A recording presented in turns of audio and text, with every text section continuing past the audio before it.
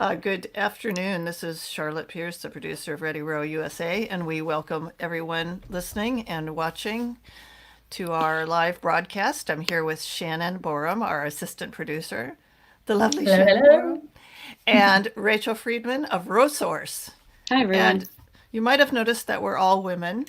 It's Women's History Month, and we are celebrating uh, just because it's a great time to celebrate women in rowing, and because we need something to celebrate this month, don't we? Indeed. So we are all trying to make the best of the situation, and we will have some coverage of the crisis, the health crisis going on in our news. But first, we're going to run through our little intro here. We are, like I said, we're joined by Rachel Freedman, and she'll be talking about RowSource and the ways they champion women in rowing and facilitate women's involvement in rowing.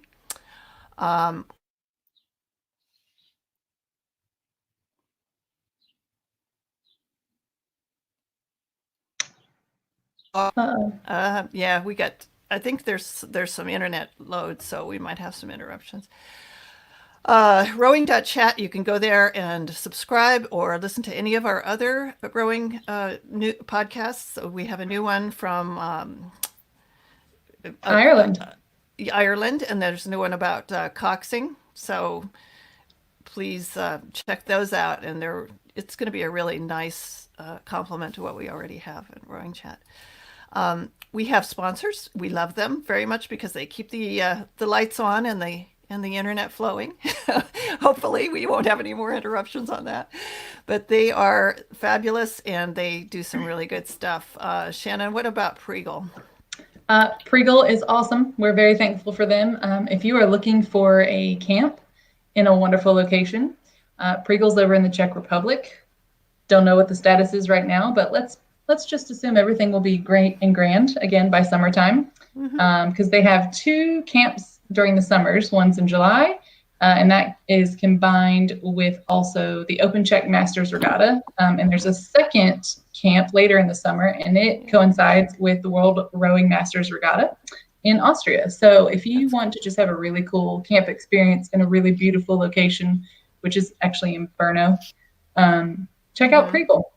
Yeah, it's going to be great when we can all get out and about again. But do go to their website because they might have some updates on that, Pregal. And you can find all that information at rowing.chat/sponsors. And we also have some books, which you can do for sure. You can read these books.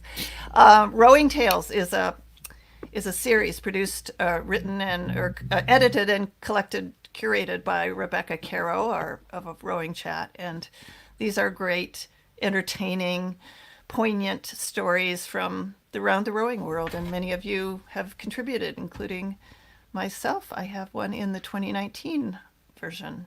You can get it on, I believe, ebook or paperback. So go to our website for some links on those.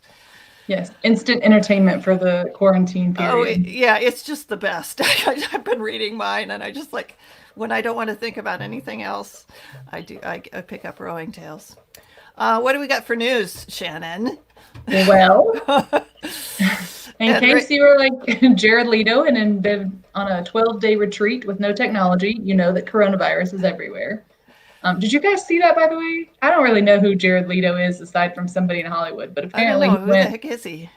He He's a went musician. Yeah. Is he? Oh, he's an actor too, An right? actor and musician, yeah. He was like the Joker, right? So I'm so old. Anyways, he went on like some desert retreat with no technology, no communication for He's 12 days. probably the healthiest one of all of us. Well, then he came back and tweeted, and he was like, "What in the world is happening?" That's pretty shocking to come out of that environment into this Especially if you were an Olympic athlete, right? Oh, gosh, my heart is broken for the Olympic athlete. You're a big Olympic fan. I love the Olympics. In fact, right before we went live, I just saw a tweet from Jevy Stone. Gosh, just what a painful life for the Olympians. So let's get to it. As Charlotte pointed out, the logo is black in the next picture for the Olympics because they are postponing them, if you haven't heard, until 2021. So that's official. So it puts a lot of the Olympians in this position of, okay, well, what do I do for the next year? Do I continue training? Do I not continue training? It's a pretty big upset, I think, in their day-to-day lives. So, especially for the ones that are sort of aging out. Right. But the ones who anyway, this probably would have been their last Olympics, or I mean, just couldn't imagine training for so many years only to run into a situation like this. I mean, obviously, we're thankful that everyone's going to stay safe and they're not going to put anybody at risk. But man, yeah, it sounds like a lot of the athletes, especially like Matthew Pinsent, and there was another woman from the UK, was just saying, you know, we really can't do this when there's so many people coming to one place from all over the world and then going back to their locations. Right. So, you know, I understand that part of it, but it sucks. It does. Not to put too fine a point on it. It does. We could have a virtual Olympics, maybe. Listen, yeah. I don't know. You know, I still wouldn't do well in that. No, it would be bad. Okay, so what's going on with the Henley? It's another victim. So no Henley this year. You know, I didn't even stop to think if, you know, how many years has Henley ever been canceled? This must be, I don't know, fairly rare. Our correspondent Kimberly might know, but she wasn't able to get on today. Yeah, she's been keeping everybody safe in Chicago. Kimberly Reynolds, she's with Rowing Recovery on Water, which is another great thing for women who are primarily cancer survivors or breast cancer survivors. And so that's. But she works at a firehouse. Yeah, she's been super busy keeping the first responders safe and well and protected. So yeah, so we thank miss you, Kimberly. but thank you. Yeah. So yep, Henley's toast for this year. But onto some news that is not terrible. Yay, no terrible stuff. Yeah. So Charlotte has a hydro machine. I have a C2. Rachel, do you have all of the above? Not all of the above. I've actually just been able to borrow a C2 from my boathouse. It's a loaner. I have it for a couple of weeks. I'm really excited to have it. That is awesome. That will keep you sane if nothing else does. Yeah, motivated. I know. I'm sad to say mine is not keeping me sane. It's right here collecting dust as I go back and forth to the kitchen. Like it's not helping me right now. I had a period of time where I was just kind of frozen because there was just so much that we had to do that was extra time and so I was just, but it wasn't that I couldn't have done it, but I thankfully got back on and I'm really happy I have my hydro. I love it. I love the motivation that the Live on the Waters. I think most of us C2 owners kind of are a little bit envious of your amazing screens and all that stuff that you get on the hydro, but you can put up a screen too. You know, I mean, you can row to something. Yeah, most of us probably row to music, but the good thing is that your folks over at Hydro are going to help out everybody. Yes. So they have an app. So they're releasing an app. You get it free for 30 days, and it's got all of their workouts, all of the beautiful videos, if I understand that correctly, that you can display on whatever you're erging on. Yeah, and these workouts are just, they're really amazing. I mean, even before all this crisis happened, I was saying, you know, it keeps me on the erg. It like, you just don't want to disappoint them, even though you're just watching them, you know. If you feel like they are talking to you, so it's pretty cool. Yeah. Well, I think I'm going to check it out. So you do get 30 days free, and after that, I think it's $20 a month for the app. So if anyone is interested in that, you can convert your C2 or your any RP3, anything you got, you can have this awesome app. Awesome. So that's some good news. All right, Rachel, it's your turn. I know. Unless you have some more news, we can. I don't really have news right now, but thank you for having me on. Yeah. Well, we are very excited. So last month in February, we did a whole series celebrating Black History Month. And this month has been a bit crazy with all of the global events.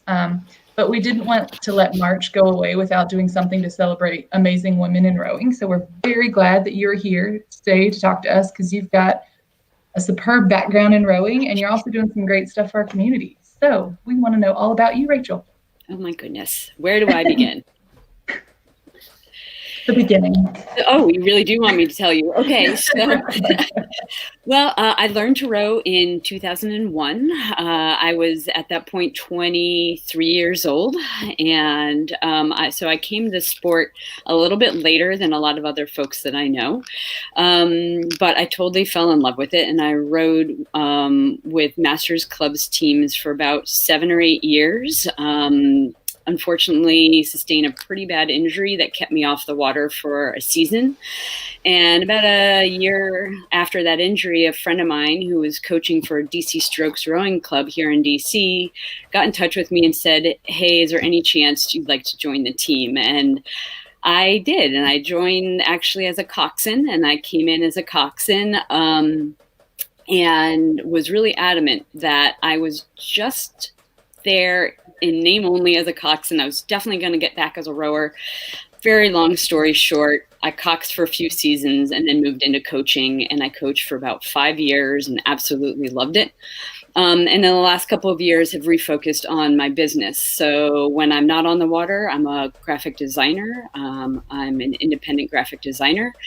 And I decided that maybe I would start designing and selling t-shirts. And that's something that I've been doing at Regattas for about 3 seasons now. Mm-hmm. I was going to say shirts at Regattas. Man, you are one of the favorite people at a regatta. It's a fun place to be. I love it when people come to the tent and we chat, and a lot of people look at the shirts and touch the shirts and buy the shirts, but it's really the conversations that I have with folks that I think make my regatta weekends really meaningful. Sure, I want to sell some shirts and I want to see people out and about wearing them, but I have met so many amazing people, from novice masters rowers to high school rowers, all sorts of folks. I love talking with the coaches and the parents and masters ladies that come in to talk about all sorts of things. So it's great. If I get the chance to see you at a regatta, please come into the tent and chat. Well, speaking of masters, ladies, and coaches, Kimberly is here. Hey, Kimberly, with her erg in the background. Look at you. I bet you did your 12K today, didn't you, Kimberly? No, not yet. I'm on forced work at home isolation right now, so I had to have something to do. Damn, are you feeling okay? Oh yeah, I'm fine. The city just made all what they call non-essentials. Mm-hmm. Stay home for like almost maybe 2 weeks. I think we have to stay home. Mm-hmm. So I am at home. Well, you're essential to us. So Very. We are so happy to see you. I lost track of time. I thought I had like 10 minutes to go. So when I saw it came rushing in to my kitchen, I was like, "Oh, they're on. Let me get on." This is great. We're pretty loose. So glad. Yeah, we talked about you and the Recovery on Water because it's Women's History Month, and this is a thing that we'd like. My erg here because I'm coaching via video now. So Awesome. which is not as easy as it sounds to do. Yeah, I'd love to chat with you about that, because actually just last night I offered to do a virtual session with a good friend of mine from way back in elementary school who just bought herself an erg and then said to me, "Now I need to know what to do with it." Yeah. So, I think there are probably a lot of people out there could use some tips, because you see people when they first start out and they don't really know the kind of the rhythm and sequence and the. Yeah, I do that a lot. Like, I don't like going to gyms anymore because you can a rower machine and you go, ouch, ooh, the pain, Your back is going to go out in about 2 weeks. You put on and you start doing it, they're looking at you, and then you get those people who know everything, who want to tell you what you're doing wrong. And I'm going to say, "No, I'm fine. I'm doing it right. Go away." Let me move that damper back down to 4. Yeah. Well, we were talking to Rachel of RowSource about the things that they do, and some of the programs that they have encouraging women to get into rowing and to excel at rowing. So, you want to continue with that, Rachel? Yeah. Well, I think I should make it really clear that RowSource is really just me. I personally don't have programs, but when I started RowSource in 2014, I was coaching. I was coaching a master's program, and what I found was that all of my rowers were asking the same 12 questions. And so what I would tend to do is after practice, I'd sit with rowers and answer as many questions as I could. But I felt that I also wanted a place where I could send them online to look for more information. And at that time, there really wasn't anything specific for masters rowers. I think that's actually changed in the last few years. But in 2014, I didn't find that resource. And so I started writing. And so what I was hoping is that it would become not just a resource for my rowers here in DC, but for whoever came across it. And what I have found is that there's been a really great network of folks who have connected with me. And there are a lot of women, and I love that piece of it. I find that the most, the biggest demographic I hear from and chat with most often are masters women, probably between 35 and 55. And I find that really meaningful and wonderful to have those sorts of conversations with them. So if women are looking for information by and for women about rowing, please check out RowSource.com. Yeah, it's such a great website for sort of compiling everything. It's really well done. Thank you. Is that a WordPress site? It looks beautiful. beautiful. It is a WordPress site. Yeah, it looks beautiful. I like those sections, So when we were talking, planning this episode, Rachel, you had a couple things that sort of stuck out in your history. One of them was weigh-ins and making weight as a coxswain. Do you want to sort of give us your insights on those? Oh, well, sure. So this photo is, I think, from 2000 and I forget already, but a long time ago, 2003. And at that time, I was really new to rowing. All I knew was that coxswains should be skinny, they should be light, and when you go to Masters Nationals, you needed to weigh in under. Like, that was the key. You had to be under 120. You must. And that was really drilled into my head. And at that time, I was working out quite a lot. I was training for triathlons as well as rowing and coxing. And I was still struggling to meet that 120. But that first day of Masters Nationals 03, I made sure the week leading up to it, I was eating well, I was eating my salad and all that sort of thing. And I got there and I weighed in at 119.2. I was so excited. I'd come in under that 120. And then the fact of the matter was, that night I've told lots of people, I went out, I had a giant burrito for dinner and you can see I'm holding a tiny little bag of sand there, and it was totally useless. Like, I put that right back on that burrito, and then had to schlep around this little bag of 4 teaspoons of sand for the rest of the regatta. So it got me thinking a little bit about what it really means to weigh in, how important it is at the master's level. Obviously, you want light coxswains. I'm not going to argue that fact, but I also want rowers, coxswains, and coaches to look at the rest of the crew that's sitting in that boat. And so if you're 4 or 8 rowers, all could you stand to lose 5 pounds or more? The onus should not just be on the coxswain to get under 120. And that was this huge light bulb moment for me.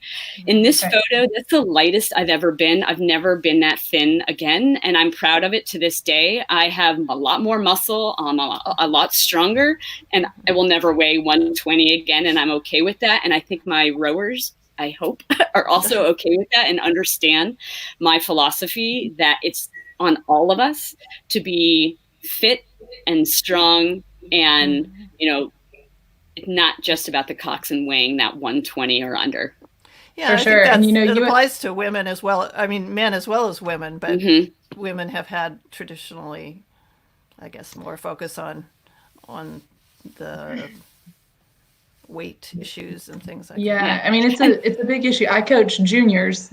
Whenever we go back to school, I coach juniors, and you have to pay attention to what talking about weight frequently with young women and young men for that matter can do. And is 3 pounds, 4 pounds going to matter if they're a good coxswain? No, And there are plenty of coxswains that naturally fall in there. The woman in the photo with me is built like that to this day. She always carries 16 pounds of weight is crazy. But not all of us are there. And so I think it's just really important that we don't put all of the pressure on coxswains to get under that 120 weight. Right. To me, the pressure on the coxswain should be a good coxswain. Mm-hmm. Yeah. And so those are really awesome reflections. And I think you are ahead of your time, even back in 2003, if you paid attention to what is happening with U.S. rowing and all the new lightweight procedures. So good on you. And you had a pretty good experience at the Head of Charles at some point, correct? I have had experiences at Head of the Charles. This one was a good row. I was with a great group of guys from DC Strokes Rowing Club. I think this was my third or fourth time down the course. And I had learned a lot by then. It took me a while to get really comfortable, not just on the Charles, but well, I guess I should say on the Charles specifically. There's so much behind, like so much history behind it. And again, so much pressure on the coxswain to do well. And what does surrender Dorothy mean? I'm sorry. I knew you were going to ask me, and I actually don't exactly know. I'm a little bit embarrassed to say that it's very meaningful within my crew and my club, and I can't quite tell you the story behind it. I know that originally it's actually from The Wizard of Oz, and for some reason it had been spray painted on a bridge somewhere near here in DC. But there's more history behind it, and I really should follow up with you because it's much more meaningful to my club than I could explain right now. To be continued. To be continued. Yes. So I wanted to show something from Head of the Charles, and actually my story isn't from this particular year that this photo is taken, although that was a good row. My reflection more about the Head of the Charles are the things that went wrong the first year that I did the Charles. So I don't know if you want to hear a little bit about that. Absolutely. That's Charlotte's home river. So yeah. She knows all about the challenges of the Charles. Yeah. I wrote it in 2018 in a single, but I can also tell you what I should have done better. Yeah. I think I went into it my first year. At that point, I'd been rowing and coxing for about 10 years. I was just excessively confident. I just thought, I know what I'm doing. What's the big deal? Which is just not the right philosophy about the Head of the Charles. So I did my research. I took my notes. I had my course map and all of that. But I really wasn't prepared enough. And when I got in the boat, I didn't have the course memorized. There were things that I should have known that I didn't know. And, we had a race strategy, we had a race plan, and I just got ahead of myself in the race and basically thought that we were much farther down the course than we were when I called the sprint.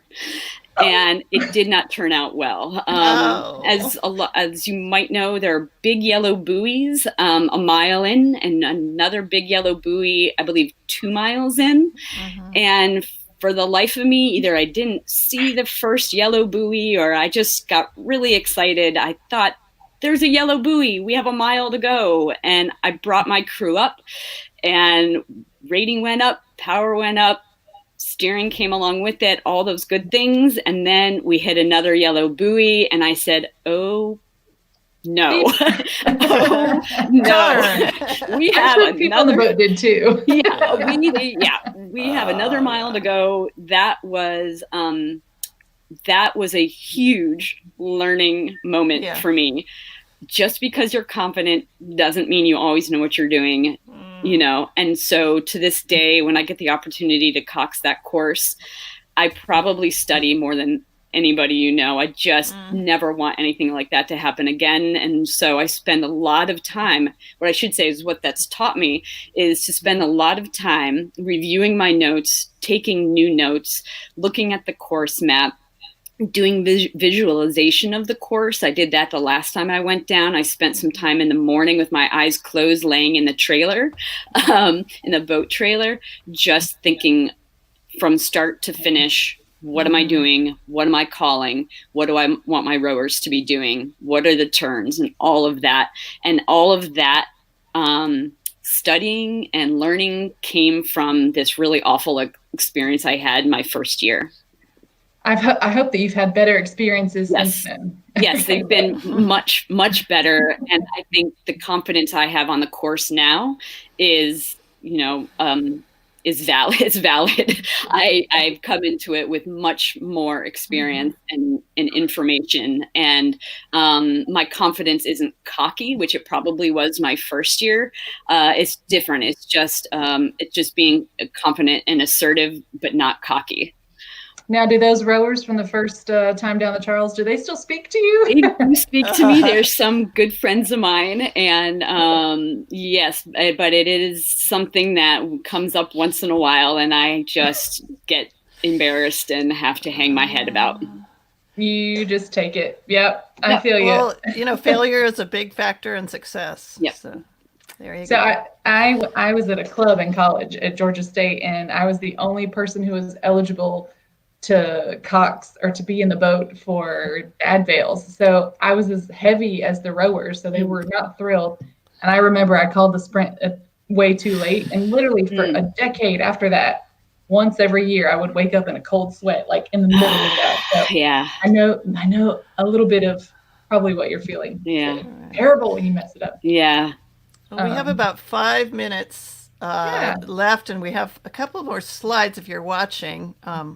Erg sprints. What's this about? Yeah, switch gears a little bit and talk to us about Erg sprints. Yeah, so Erg Sprints is an indoor event hosted by TC Williams, or hosted at TC Williams High School and the Alexandria Crew Boosters. And this photo is from a few years ago, but Erg Sprints, I think, just celebrated its 35th or 36th anniversary.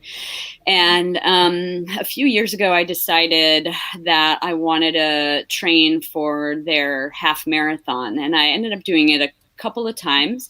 But this particular year, I'd been training about 9-10 weeks when I heard that Esther Lofgren had just kind of on a whim decided to register and race the same event, the women's half marathon.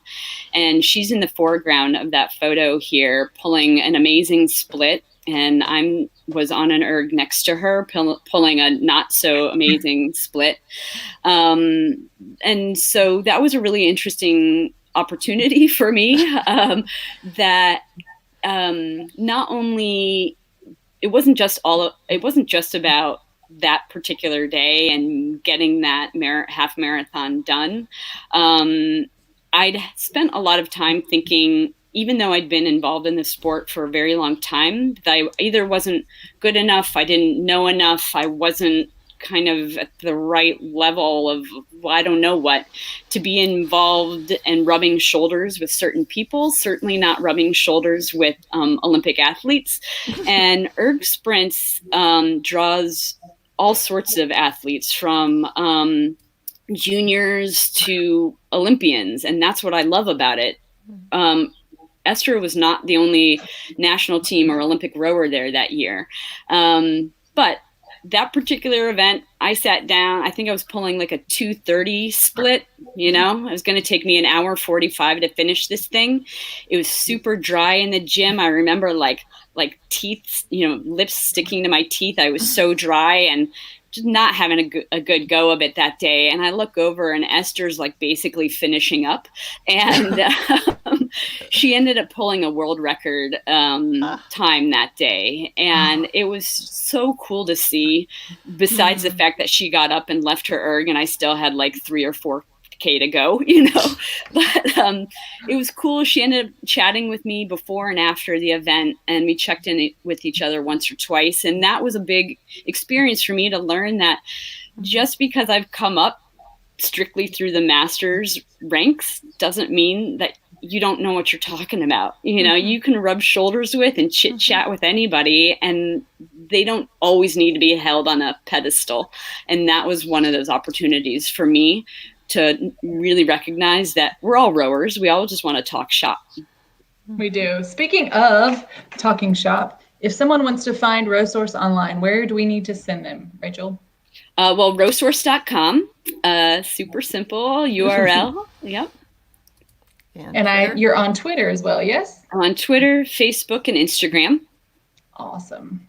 Awesome. And if you caught our hashtag earlier today, we're going to talk to you about it in a little while, but we do have a special hashtag just for today. So Rachel, thank you so much for joining us today. Kimberly, we're super glad to see you today. Thank you. Kimberly, yeah, take care of yourself and I will. And give some love to those first responders that are in Chicago. I sure will. We love them too. Yeah.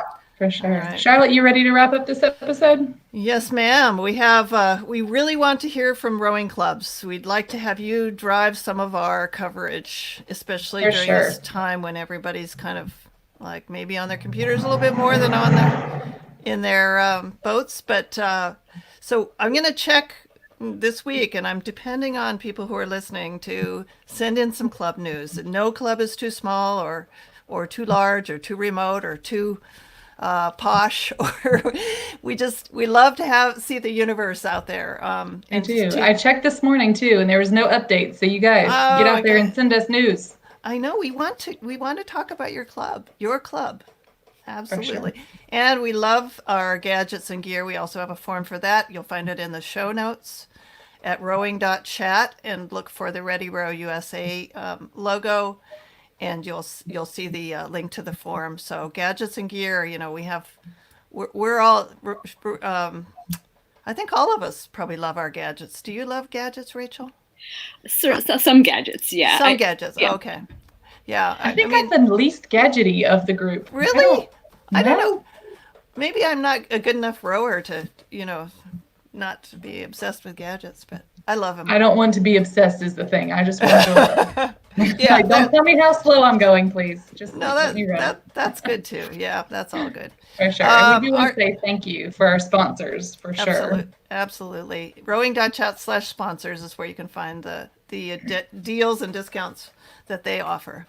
And our hashtag is our USA Row Like a Girl, of which we are all very proud. We are. And we are. We all row like girls. When you use that hashtag on social media, you can just listen for it and use it again, and we will award you gadgets and gear. Andres Carrazzo in Philadelphia won our oar-inspired camera mount last month, and we want to give away something else this month. Maybe a remote coaching something like that. We have quite a few wonderful coaches on our correspondence. We do. We have great folks associated with this podcast. Yeah. My company is Pierce Press. I'm accepting manuscript submissions in the alternative education field, and you can learn more about that on my website, piercepress.com. Shannon. And I'm Shannon. I'm a stay-at-home teacher for the next foreseeable future. So if you guys are ever down south of Atlanta in Georgia, come visit. We'd love to have you. At a safe distance, of course. At a very safe distance right now. Yes. Yeah, and Kimberly is rowing on water. Recovery on water, right? Recovery on water. Recovery on water in Chicago. Yep. Right now we're all indoors. And what's the website? The website is recoveryonwater.org. Excellent. Okay. Good deal. And let me get my slides back. We have some great stuff coming up, so I hope we can help you kind of get through this bizarre period of time. Totally bizarre period of time.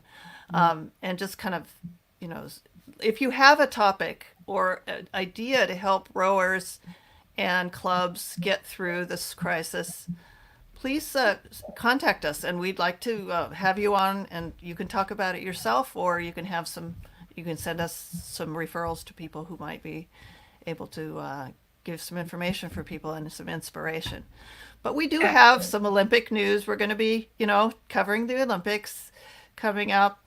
We have Pride Month, right, Shannon? We do. Hopefully we'll get that planned out. Did I talk to you about the Pride unis yet? Have I Yes. mentioned my students? Yes. Okay. The JL link. So some of my students designed a uni for Pride, and it went into production. Like it's for sale right now. We got I the email. definitely a want couple days one. ago. I definitely want. Can I order one, or is it just for Absolutely. clubs? I'll send you the link. Yes, I love I'm it. very I love excited. it. Well, So we're just going to keep rocking and rolling with what we can do from here. yeah. Thank you all for coming. Rachel Freedman of RowSource, Thank you. Kimberly Reynolds of It was so Recovery cool. on Water.